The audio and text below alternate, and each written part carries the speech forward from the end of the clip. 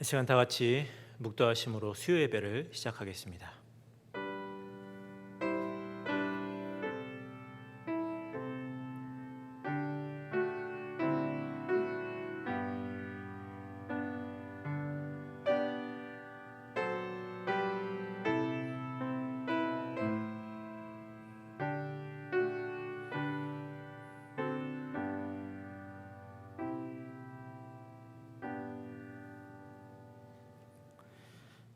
하나님 아버지, 이 시간 우리를 수요 예배로 또 비록 교회당에서 예배당에서 함께 모이진 못하지만 또 각 가정에서 삶의 자리에서 하나님 앞에 예배하게 하시니 감사합니다. 우리의 심령과 우리의 마음이 날마다 주님을 향하게 하시고 주의 말씀을 그분의 성품을 배우고 그 말씀에 순종하며 나아가는 저희들의 삶이 될 수 있도록 인도하여 주시옵소서. 비록 이 답답한 상황이 우겨쌈을 당한 것 같다 할지라도 우리로 시원케 하시고 온전케 하시는 능히 이 고난과 어려움을 이기게 하실 우리 주님을 이 시간도 의지하며 그 말씀 따라 나아가는 사랑하는 모든 성도들 되기를 간절히 소원합니다.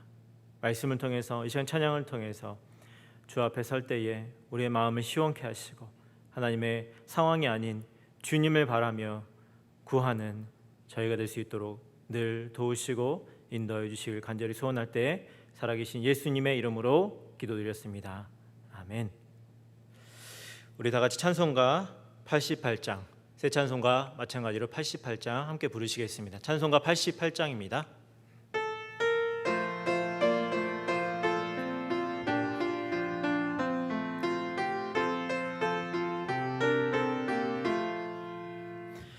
내 진정 사모하는 친구가 되시는 구주 예수님은 아름다워라.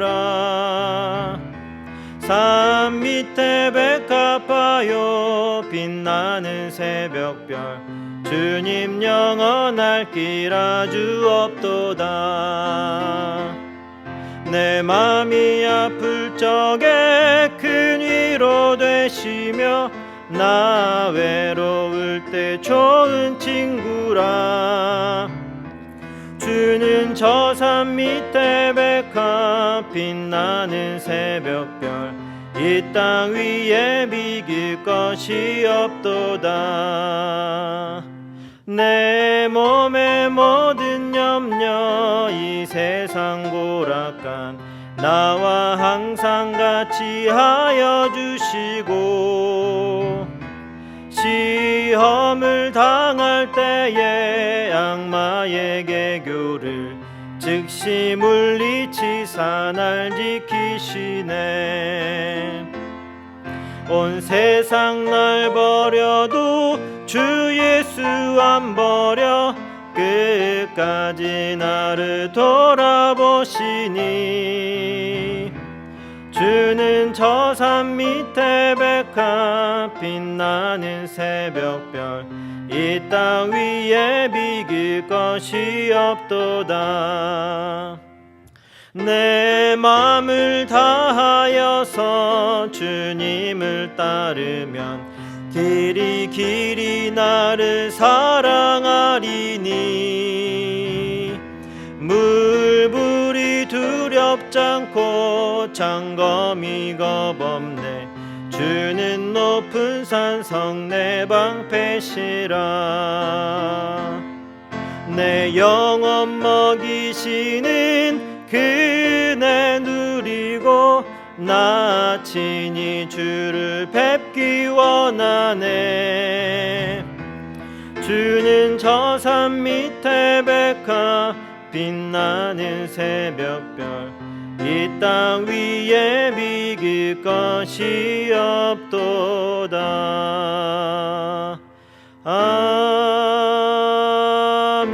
아멘. 하나님의 말씀은 요한복음 15장 9절에서 17절의 말씀입니다. 신약성경 174면 요한복음 15장 9절에서 17절의 말씀을 함께 교독하시겠습니다. 요한복음 15장 9절에서 17절의 말씀입니다. 제가 먼저 읽겠습니다. 아버지께서 나를 사랑하신 것 같이 나도 너희를 사랑하였으니 나의 사랑 안에 거하라. 내가 아버지의 계명을 지켜 그의 사랑 안에 거하는 것 같이 너희도 내 계명을 지키면 내 사랑 안에 거하리라. 내가 이것을 너희에게 이름은 내 기쁨이 너희 안에 있어 너희 기쁨을 충만하게 하려 함이니라. 내 계명은 곧 내가 너희를 사랑한 것 같이 너희도 서로 사랑하라 하는 이것이니라. 사람이 친구를 위하여 자기 목숨을 버리면 이에서 더 큰 사랑이 없나니 너희가 나의 명하는 대로 행하면 곧 나의 친구라. 이제부터는 너희를 종이라 하지 아니하리니 종은 주인의 하는 것을 알지 못함이라. 너희를 친구라 하였노니 내가 내 아버지께 들은 것을 다 너희에게 알게 하였음이니라. 너희가 나를 택한 것이 아니요 내가 너희를 택하여 세웠나니 이는 너희로 가서 과실을 맺게 하고 또 너희 과실이 항상 있게 하여 내 이름으로 아버지께 무엇을 구하든지 다 받게 하려 함이니라. 다 같이 읽겠습니다. 내가 이것을 너희에게 명함은 너희로 서로 사랑하게 하려 함이로라. 아멘. 샬롬. 수요예배에 나오신 특별히 또 온라인으로 각 가정에서 함께 예배하는 사랑하는 성도님들 주님의 이름으로 축복합니다. 제가 얼마 전에 인터넷에서 글을 하나 읽게 되었는데요. 어떤 글이냐면 한국의 어떤 개척교회 목사님의 개인적인 나눔 또는 간증 같은 그러한 글이었습니다. 대강의 내용은 이렇습니다. 목사님은 하나님의 말씀을 전하고 가르치는 사역자로서 주님의 말씀을 가감없이 전하기 위해서 정말 많은 애를 쓰고 또한 말씀을 삶으로 살아내기 위해서 애를 쓰는 그러한 목사님이셨습니다. 그런데 어찌된 일인지 교회의 성도들이 점점 떠나가게 되었고 결국은 5명의 성도밖에 남지 않는 그런 상황에 몰리게 되었습니다. 그러던 중에 이 목사님이 생활비 중에 일부를 떼어서 가난한 성도들에게 나누고 싶은 마음이 들어서 이것을 사모님과 이야기를 나누던 중에 사모님의 격한 분노를 맞이하게 되었습니다. 왜냐하면 교회에서 교인 수가 너무 줄었기 때문에 교회에서 사례비를 받을 수 없는 그러한 상황이어서 사모님이 식당에 나가서 벌어온 돈으로 겨우겨우 생활을 하고 있던 차에 생활비의 일부를 가난한 성도들에게 나누자라는 이 말이 목사님의 이야기가 사모님의 마음을 크게 동요하게 했던 것입니다. 그런데 목사님은 사모님의 마음을 헤아리기는커녕 오히려 사모님에게 믿음이 없다면서 타박하는 말로 결국 사모님에게 큰 상처를 주고 말았습니다. 괴로운 마음으로 안방을 나와서 서재로 간 목사님은 크게 번뇌하였습니다. 무엇이 문제일까? 내가 말씀에 대한 주님에 대한 열정이 부족한 것일까? 아니면 내가 행동하지 않는 말뿐인 사람이었던 것일까? 도대체 왜 나의 목회에는 아무런 열매가 맺어지지 않는 것처럼 보일까? 이 목사님은 밤새 깊은 밤 동안 홀로 괴로움에 쌓여 있다가 오늘 본문의 이 요한복음 15장 말씀을 대하게 됩니다. 나는 포도나무요 너희는 가지니 저가 내 안에 내가 저 안에 있으면 이 사람은 과실을 많이 맺나니 나를 떠나서는 너희가 아무것도 할 수 없음이라. 이 말씀을 읽는 순간 목사님은 자신이 그동안 스스로 열매를 맺으려고 했지 예수님께 붙어 있으려고 노력하지 않았음을 깨닫게 되었습니다.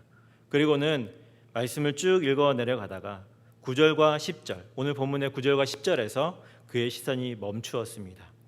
아버지께서 나를 사랑하신 것 같이 나도 너희를 사랑하였으니 나의 사랑 안에 거하라. 내가 아버지의 계명을 지켜 그의 사랑 안에 거하는 것 같이 너희도 내 계명을 지키면 내 사랑 안에 거하리라. 목사님은 이 말씀이 자신을 향한 예수님의 말씀인 것을 깨닫고는 그 자리에서 무릎을 꿇고 회개하게 되었습니다. 자신의 사역 속에서 이제까지 열매를 맺지 못한 이유가 바로 여기 있다는 것을 깨닫게 된 것이죠. 자신에게 사랑이 메말라 버렸음을 철저하게 깨닫고 눈물로 회개하였습니다. 한참을 그렇게 무릎을 꿇고 기도하던 목사님은 기도를 마치고 다시 안방에 들어갔어요. 그리고 피곤해서 잠들어 있는 사모님의 손을 잡아 보았습니다. 사모님의 그 따뜻하지만 또 거친 손은 자신을 희생해서 남을 살리는 예수님의 손임을 깨닫게 되었습니다. 여러분, 이 개척교회 목사님의 이야기는 사랑이 빠져버린 우리의 삶과 신앙이 얼마나 괴롭고 비참하게 변할 수 있는지를 우리에게 보여주는 그러한 이야기입니다. 여러분, 교회는 가장 사랑에 대해서 많이 이야기하는 것이죠. 그런데 가장 사랑이 필요하고 부어져야 될 곳에 대해서 교회가 무관심할 때가 있습니다. 또한 사랑이 필요한 곳에, 그 사랑이 부어져야 되는 곳에는 율법이라는 엄격함을 들이대기도 하고, 또 율법의 엄격함이 필요한 곳에는 오히려 긍휼과 사랑을 외치는 그런 아이러니가 이 시대의 교회 가운데 펼쳐지고 있는 것입니다. 그래서 이 시간 왜 우리가 이 나의 사랑 안에 거하라라는 이 예수님의 말씀으로 돌아가야 하는지에 대해서 그 이유를 함께 살펴보므로 우리의 신앙과 삶 그리고 교회의 회복에 대해서 함께 이 시간 나누고자 합니다. 첫 번째로 우리가 예수님의 이 말씀으로 돌아가야 하는 이유는 바로 기쁨 때문입니다. 기쁨. 기독교의 가장 큰 특징은 바로 기쁨입니다. 기독교는 기쁨의 종교입니다. 한번 여러분 기억을 한번 더듬어 보시죠. 여러분이 예수님을 처음 만났을 때, 여러분이 예수님을 인격적으로 만났던 그때, 한량없는 은혜를 받았던 그때를 한번 기억을 더듬어 보십시오. 여러분, 그때 어떤 감정이 여러분에게 충만하셨습니까? 아마도 기쁨이었을 것입니다. 기쁨. 주님이 우리의 인생에 들어오시는 순간, 그분의 은혜가 우리의 삶에 부어지는 순간, 우리에게 가장 처음 느껴지고 부어지는 감정은 바로 기쁨이죠. 오늘 본문에서 그래서 예수님께서 이렇게 말씀을 하시죠. 우리 11절을 같이 한번 읽어보도록 하겠습니다. 11절입니다. 시작. 내가 이것을 너희에게 이름은 내 기쁨이 너희 안에 있어 너희 기쁨을 충만하게 하려 함이니라. 아멘. 내 기쁨이 너희 안에 부어지는 그 은혜, 이것이 우리가 예수님을 만났을 때에 경험되어지는 감정인 것이죠. 저에게도 아직도 생생하게 기억되는 이 기쁨의 순간이 있었습니다. 제가 대학교 3학년 때 여름 수련회를 이제 갔었는데요. 제가 속한 이 동아리는 그 한국에 있었을 때 동아리는 CCC라는 동아리였어요. 기독교 동아리인데 여름만 되면 이 전국에 있는 대학생들이 함께 한 자리에 모여서 수련회를 했습니다. 제가 대학교 3학년 때 그 여름 수련회 가서 첫날 저녁 집회 때 정말 물 붓듯이 부어지는 은혜를 맛보았어요.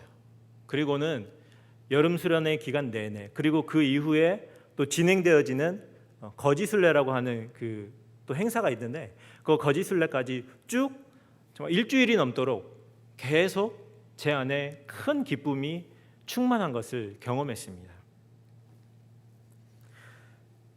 여러분, 은혜가 부어지니까 불평이 없고 불만이 없고 모든 상황이 정말 감사하더라고요. 있는 것도 감사, 없는 것도 감사, 모든 순간이 감사했습니다. 특별히 수련회가 끝나고 이제 거지순례를 떠나게 되었습니다. 거지순례가 뭐냐면 이게 모든 돈 그리고 주머니에 가진 모든 뭐 핸드폰이라든지 이런 걸 다 한 곳에 모으고요. 그것을 정말 빈털터리로 한 곳에 내려줍니다. 그러면 거기서부터 둘씩 셋씩 짝을 지어서 그곳을 전도하고 돌아다니고 밥도 얻어먹고 그렇게 하는 것입니다. 제가 그때가 항상 이 장마철이거든요. 6월 말 7월 초 장마철인데 저는 그때 이제 거짓을내로 충남 부여와 강경 지역을 이렇게 가게 되었습니다. 거기에 딱 내려주고 이제 거기서 알아서 이제 며칠 동안 걸어서 돌아다니면서 전도하고 식사도 해결하고 잠도 해결하고 그렇게 해야 됐습니다. 그래서 그렇게 돌아다니는데 비가 계속 이제 장마철에 비가 계속 오잖아요. 그래서 비를 쫄딱 맞고 온몸이 젖은 상태에서 그 시골을 돌아다니면서 할머니 할아버지들에게 복음을 전하고 또 배가 고프면 그분들에게 밥을 좀 달라 그래서 먹고 또 저녁이 되면 가까운 교회에 가서 잠을 재워달라고 해서 거기서 잠을 자고 그렇게 며칠을 돌아다녔는데요. 전혀 힘들지 않았고 너무너무 행복한 시간이었던 기억이 있습니다. 여러분, 이것이 바로 기독교가 가지고 있는 모습입니다. 왜 이렇게 기쁠까요? 왜 이렇게 행복한 것일까? 다른 것이 아닙니다. 본문의 말씀처럼 주님의 기쁨이 우리에게 부어졌기 때문인 것이죠. 우리가 주님의 사랑 안에 거할 때 주님은 우리에게 기쁨이라는 선물을 우리의 마음에 부어주시는 것입니다. 그런데 많은 그리스도인들이 이 기쁨이 없는 신앙생활을 할 때가 참 많습니다. 마치 기독교는 죄와 심판, 종말에 대해서만 강조하는 그러한 종교처럼 공포 분위기를 조성하는 그런 인상을 사람들에게 주기도 한다는 것이죠. 그래서 때로 어떤 사람들은 하나님은 굉장히 정말 무서운 분, 엄격한 분 이렇게만 생각하는 분들도 종종 만나보게 됩니다. 이것은 그리스도인인 우리가 기쁨을 상실했기 때문에 사람들이 하나님에 대해서 오해하게 된 것입니다. 그러므로 우리가 이 기쁨을 회복해야만 합니다. 여러분 안에 이 기쁨이 있습니까? 세상이 주는 얄팍한 그 기쁨은 그 효과가 오래가지 않습니다. 여러분, 아이들한테 장난감을 한번 사줘 보십시오. 저희 아들도 정말 쪼르고 쫄라서 장난감을 한번 사줬더니 그렇게 졸라서 사준 장난감의 유효기간, 그 기쁨의 유효기간이 정말 짧더라고요. 길지가 않아요. 집에 와서 포장을 뜯고 조금 가지고 놀다가 바로 다른 장난감으로 또 가요.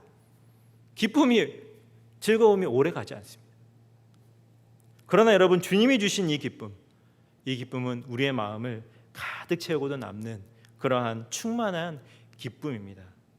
여러분, 이 기쁨을 회복하고 싶으십니까? 그렇다면 주님의 사랑 안으로 돌아가시기 바랍니다. 여러분, 주님의 사랑 안에 거하심으로 정말 주님이 주시는 기쁨으로 다시 충만하시기를 주님의 이름으로 축원합니다.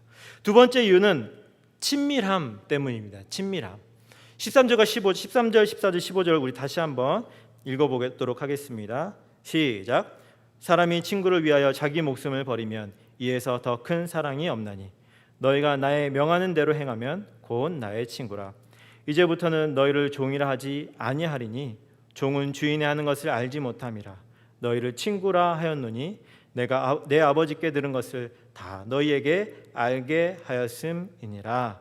아멘. 이것은 예수님과 우리의 관계에 대한 얘기죠. 예수님께서 우리를 친구라고 부르신다는 것은 아주 친밀한 관계로 우리를 부르신다는 것입니다. 기독교가 다른 종교와 다른 점이 정말 절대적으로 다른 점이 있다면 바로 이 친밀함입니다. 우리 기독교는 친밀함의 종교입니다. 세상의 어떤 신도 우리 주님처럼 친밀하게 우리에게 다가오지 않습니다. 오직 주님만 우리에게 친밀하게 다가오시고 우리를 친근하게 여기십니다. 그래서 우리를 친구라고 부르신 것이죠. 오직 주님만 우리를 친구라고 불러주셨습니다. 하나님은 이사야 41장 8절에서 아브라함을 향해서 나의 벗이라고 부르십니다. 그를 친근하게 부르신 것이죠. 또한 출애굽기 33장 11절에 보면 하나님은 모세와 친구처럼 말씀하셨다라고 나와 있습니다. 마찬가지로 여러분, 예수님의 대표적인 모습이 바로 이 친밀함이 아닙니까? 주님은 정말 허물없이 제자들과 3년간을 함께 친밀하게 지내셨어요. 친구 선생님이면서 동시에 친구처럼 그렇게 제자들과 함께 동고동락하셨던 것입니다. 여러분, 신앙생활은요, 우리 주님과의 인격적인 교제입니다. 그분과의 친밀한 교제가 없이는 우리는 올바르고 지속적인 신앙생활을 해나가기가 어렵습니다. 여러분 한번 생각해 보십시오. 친밀함이 없는 인간관계가 어떻습니까? 우리의 인간관계 속에서 이 친밀함을 딱 빼고 나면 여러분 어떤 것이 남죠? 이익이 되느냐 안 되느냐만 그 안에는 남아 있습니다. 그래서 언제든지 이익에 따라서 이 관계가 쉽게 변화되죠. 그래서 늘 불안과 긴장이 이 관계 안에 있습니다. 서로에게 이익이 되는지 안 되는지를 항상 이렇게 생각해야 하기 때문에 늘 불안하고 긴장 상태에 있기 때문에 결국은 이러한 이익만 남아버린 인간관계는 피곤함밖에 남지 않습니다. 피곤해요. 그러나 친밀함이 있는 관계는 이익과 상관이 없습니다. 그래서 관계 자체만으로도 거기에 만족 있고 회복과 즐거움이 있는 것이죠. 그 관계를 생각만 해도 행복해집니다. 이것이 친밀함이 가지는 힘입니다. 여러분, 왜 우리가 외부에서 활동을 하다가 직장이나 우리 비즈니스 환경 속에서 외부에서 활동을 하다가 가정으로 돌아오면 편안해질까요? 그것은 가정이라는 관계는 이익이 아닌 친밀함으로 맺어졌기 때문입니다. 가정은 가족 모두에게 쉼과 회복, 행복의 근원이 됩니다. 세상에서 여러분 우리가 아무리 힘겹게 살다가도 이 가정으로 딱 돌아오면 모든 것이 해결이 돼요. 모든 긴장이 풀어지고 모든 피곤함이 씻어지는 것입니다. 여러분, 우리는 주님과의 이 친밀함이 늘 있어야 합니다. 그래야 우리가 지치지 않을 수 있어요. 피곤치 않습니다. 왜 우리가 여러분 영적으로 지치는 것일까? 왜 이렇게 영적인 피곤함과 지침이 우리에게 있는 것일까? 여러분, 절대로 사역이 많고 일이 많아서 우리가 지치는 것이 아닙니다. 우리가 영적으로 지치는 이유는 주님과의 친밀함이 없어서 그런 것입니다. 제가 예전에 사역하던 교회에서 가끔 열심히 정말 봉사하고 사역하던 집사님이나 권사님이나 장로님이 모든 사역을 내려놓고 교회를 떠나시는 경우가 종종 있었어요.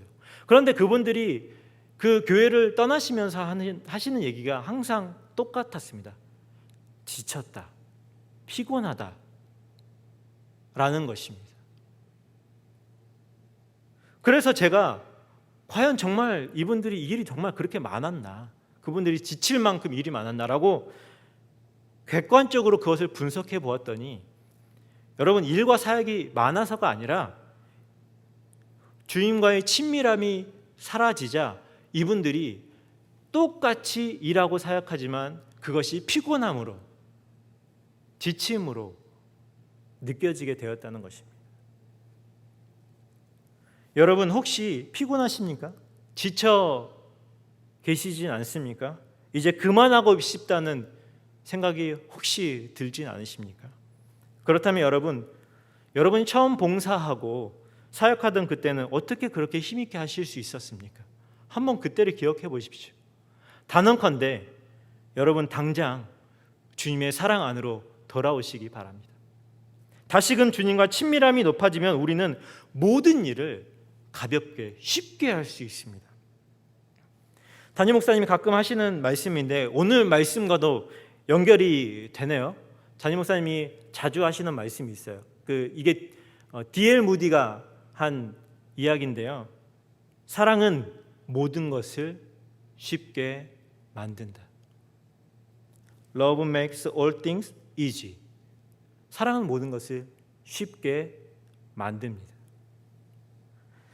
여러분 모두가 주님의 사랑 안에 거함으로 정말 세상이 줄 수 없는 친밀함을 누리셔서 피곤치 않고 지치지 않고 이 믿음의 길을 걸어갈 수 있기를 주님의 이름으로 축원합니다. 마지막 세 번째로 과실 때문에 우리가 주의 사랑으로 돌아가야 합니다. 우리가 16절을 같이 한번 다시 읽어보도록 하겠습니다. 16절입니다. 너희가 나를 택한 것이 아니요 내가 너희를 택하여 세웠나니 이는 너희로 가서 과실을 맺게 하고 또 너희 과실이 항상 있게 하여 내 이름으로 아버지께 무엇을 구하든지 다 받게 하려 함이니라. 예수님은 우리가 당신의 사랑 안에 거해야 되는 이유가 바로 이 과실 때문이라고 지금 말씀하고 계십니다. 과실. 여기서 여러분, 이 과실은 정말 매우 중요합니다. 그 이유는 우리가 읽은 본문 앞쪽에서 확인할 수 있습니다. 본문의 앞쪽 2절을 보시면 농부이신 하나님은 과실을 맺지 않는 가지를 제해 버리신다라고 말씀합니다. 뿐만 아닙니다. 6절로 가보십시오. 6절로 가보면 우리가 주님 안에 거하지 않으면 결국 우리는 말라버려지게 되고 불에 살라지게 된다라고 우리 예수님 말씀하십니다. 여러분, 과실을 맺지 않으면 무서운 하나님의 경고가 주어져 있다는 것입니다. 과실을 맺지 않으면요. 그러므로 과실을 맺는 일 굉장히 중요합니다. 그런데 과실을 맺는 것은 가지가 몸부림을 치고 수고를 한다고 해서 과실을 맺을 수 있는 것이 아니죠. 여러분, 가지는 그저 나무에 잘 붙어 있으면 저절로 열매를 맺게 되어 있습니다. 그렇다면 여러분, 가지가 나무에 붙어 있는 게 어려운 일일까요? 쉬운 일일까요? 네, 쉬운 일입니다. 전혀 어렵지 않습니다. 아마 가장 자연스러운 일일 것이고 전혀 수고롭지 않은 일은 바로 가지가 나무에 붙어 있는 일일 것입니다. 그러므로 가지가 과실을 맺는 것은 매우 자연스럽고 쉬운 일입니다. 그런데 왜 주님은 과실을 맺지 못하는 가지에 대해서 이야기를 하신 걸까? 아니, 이렇게 자연스럽고 쉬운데 왜 과실을 맺지 못한 가지는 제하여 버리고 이 가지를 불태워 버리겠다라고 무섭게 엄하게 경고하고 계신 걸까요? 이것은 두 가지의 경우를 우리에게 경고해 주기 위함입니다. 첫 번째로, 가지가 스스로 자신이 나무에 붙어 있다고 착각하는 경우입니다. 여러분, 나뭇가지를 나무에 이렇게 접착제를 한번 붙여 놨다라고 한번 생각해 보십시오. 겉보기에는 가지가 나무에 잘 붙어 있는 것 같지만 이 가지가 시간이 지나면 어떻게 될까요? 당연히 아무런 영양분을 공급받지 못해서 이 가지는 금방 말라져 죽게 되고 말 것입니다. 예수님은 16절에서, 우리가 방금 읽은 16절에서 스스로 자신이 나무에 붙어 있다라고 착각하는 사람을 자신이 주님을 선택했다라고 착각하는 사람이라고 말씀하십니다. 그래서 너희가 나를 택한 것이 아니라 내가 너희를 택했다라고 말씀하고 계신 것이죠. 여러분, 이 사람들은요, 자신이 주님을 택했기 때문에 자기의 의로움으로 가득합니다. 그래서 아무런 열매를 맺지 못하는 것은 당연하고 바짝 말라버려서 주위에 있는 사람들에게 거친 말과 행동으로 상처를 주는 그런 사람이 되고 마는 것이죠. 주님은 바로 이런 사람들에게 빨리 주님의 사랑 안으로 들어오라고 말씀하고 계시는 것입니다. 두 번째로 경고하는 것은 자기 스스로 열매를 맺어보겠다고 몸부림을 치는 경우를 경고하고 있습니다. 나무가 주는 좋은 양분을 가지가 그것을 마다하고 자기가 한번 스스로 열매를 맺어버리라, 열심히 동분서주하지만 이런 사람들의 특징은요, 과도한 자기 열심으로 오히려 하나님과 교회와 사람들에게 상처를 주는 그런 사람입니다. 이런 사람의 특징, 자기 열심을 가지고 있는 이런 사람의 특징 중에 하나는 바로 판단입니다. 다른 사람에 대한 판단이죠. 나는 이렇게 열심히 하는데 당신은 이렇게 판단하게 된다는 것이죠. 그래서 혼자서 발버둥 치다가 결국은 아무런 열매도 맺지 못하고 하나님께 실망했다고 돌아서게 된다는 것입니다. 이런 사람들도 빨리 주님의 사랑으로 돌아와야 된다라는 것이죠. 제가 오늘 말씀의 서두에 말씀드렸던 그 개척교회의 목사님의 문제가 어떤 거지? 무엇이죠? 그분은 오직 신학적 지식과 자기 열심으로 목회했다는 것입니다. 거기에는 가장 중요한 사랑이 빠져 있었습니다. 그렇기 때문에 열매를 맺기가 어려웠던 것이죠. 사랑하는 여러분, 다시 한번 말씀드립니다. 열매는 우리가 주님의 사랑 안에 거할 때 자연스럽게 맺게 되는 것입니다.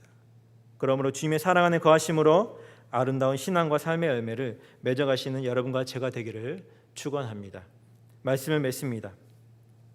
주님께서 우리에게 나의 사랑 안에 거하라고 말씀하신 것은 그 사랑 안에서만이 우리가 이 신앙이라는 탈을 쓰고 사람들에게 상처를 주는 그런 나쁜 습관, 나쁜 우리의 모습이 바뀌어질 수 있다는 것입니다. 그리고 진짜 그리스도인. 요즘 젊은 사람들은 이 진짜를 그냥 찐이라고 얘기하는데 찐. 그래서 한문으로 진을 그냥 찐이라고 얘기한다고 합니다. 그냥 찐 그리스도인. 진짜 그리스도인이 될 수 있습니다. 사랑이 빠진 기독교는 더 이상 기독교라고 말할 수 없습니다. 그것은 그냥 흔해 빠진 세상 종교와 다를 바가 없는 것이죠.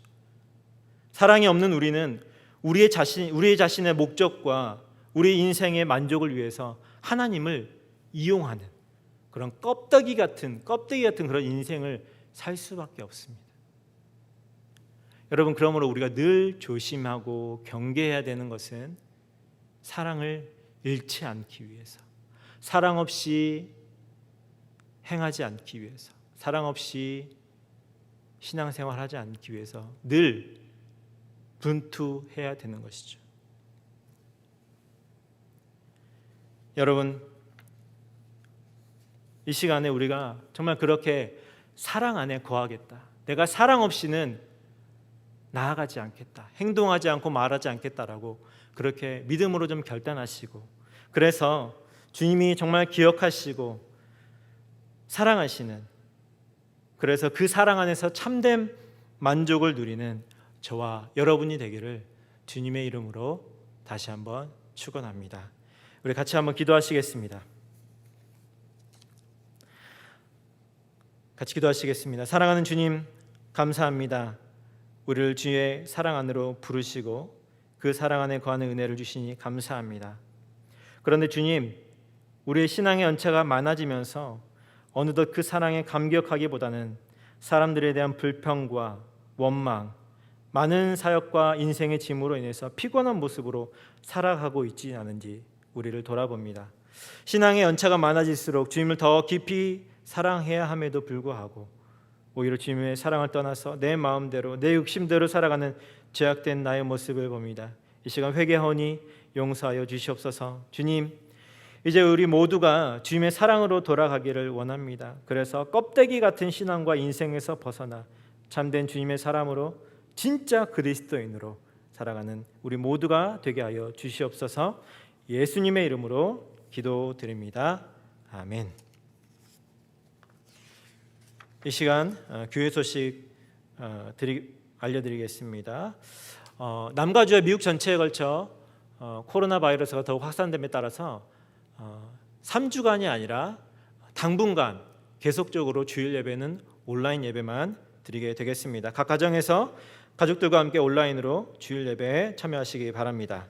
온라인 BBS가 열리게 되겠습니다. 8월 10일 월요일부터 8월 13일 목요일 기간 동안에 온라인 BBS가 열립니다. 추후 더 자세한 광고는 알려드리도록 하겠습니다. 7월 19일 열릴 예정이었던 임시공동회 대신에 우편 투표로 두 안건을 결정하게 되겠습니다. 첫 번째는 신문 장로 선출의 건과 신상희 목사, 부목사 인준의 건입니다.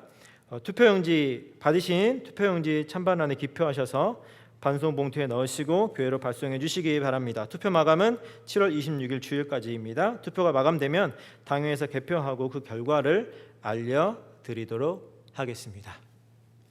찬송가 218장, 새 찬송가 286장 부르시고 주기도문으로 수예배를 마치도록 하겠습니다.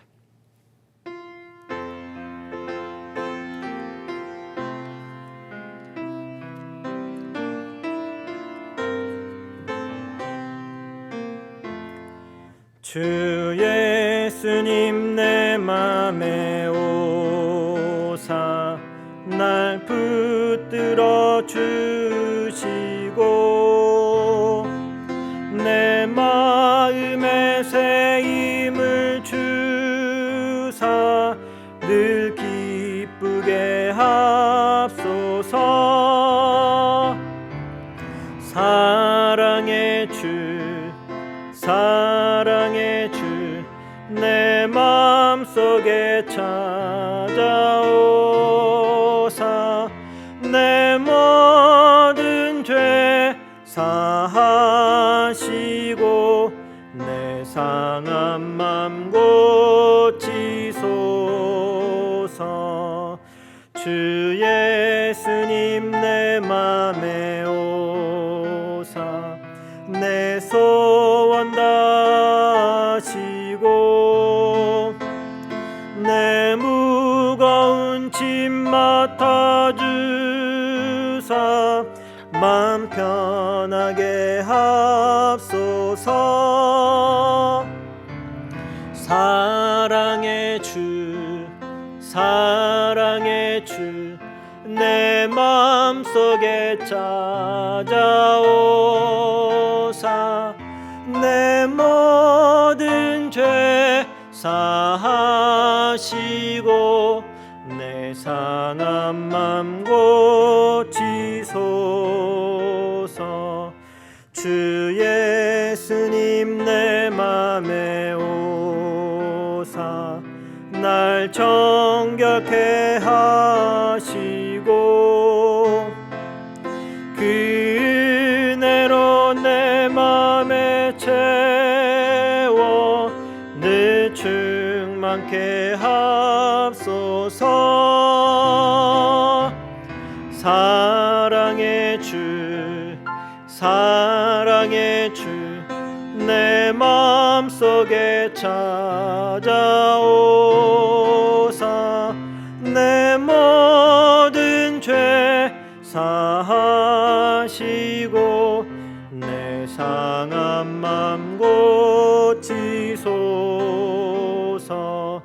주 예수님 내 맘에 오사 내 앞길 인도하여 이 세상을 심판할 때에 나를 먹게 합소서. 사랑의 주 사랑의 주 내 맘속에 찾아오사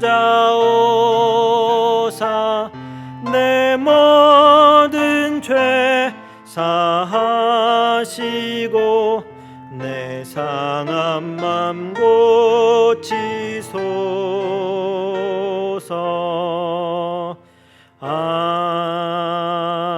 아멘. 하늘에 계신 우리 아버지여, 이름이 거룩히 여김을 받으시오며 나라의 임하옵시며 뜻이 하늘에서 이루어진 것 같이 땅에서도 이루어지이다. 오늘날 우리에게 일용할 양식을 주옵시고 우리가 우리에게 죄 지은 자를 사하여 준 것 같이 우리의 죄를 사하여 주옵시고 우리를 시험에 들게 하지 마옵시고 다만 악에서 구하옵소서. 대개 나라와 권세와 영광이 아버지께 영원히 있사옵나이다. 아멘.